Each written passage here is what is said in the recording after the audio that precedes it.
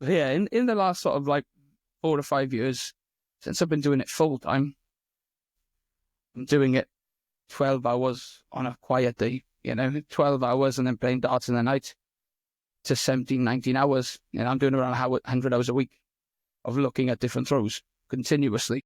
So the amount of time I've had to assess throws is ridiculous, and we're talking thousands and thousands of players, and you see the same trends with players over and over again. The things and then I started learning off an aerospace engineer as well. I've coached some very intelligent people, and as much as I've coached them, they've helped me. I've coached 35 professionals now, 11 of which have had tour cards at some point.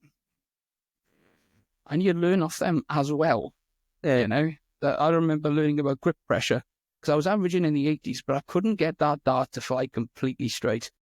And it was really frustrating because my hands were going straight, my flick was dead straight, the dart was aimed dead straight, but it didn't fly dead straight. And I spoke to an aerospace engineer, and he was talking about grip pressure, the same pressure you put on pillars when you design rockets. That was one of his jobs in the past, was designing rockets. And I started learning more about the physics behind the darts. I started speaking to a physician. And that's when I became a really good coach. That's when I started getting more and more professionals on the books. But a lot of it's statistical probabilities. That's the only thing with darts coaching.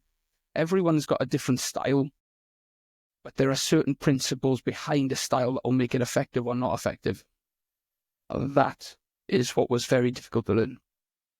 Trying to spot that was challenging at first, but once you've done it 1,000 times, you've done it. It gets easier and easier.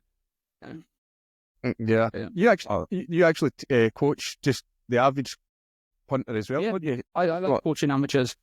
I don't need to anymore, but I prefer it. I prefer to coach amateurs just as much. I think coaching professionals is great. You get a little bit of I get a little bit starstruck sometimes. It's just very, very strange. But at the same time, I get some of my biggest rewards out of just seeing people develop.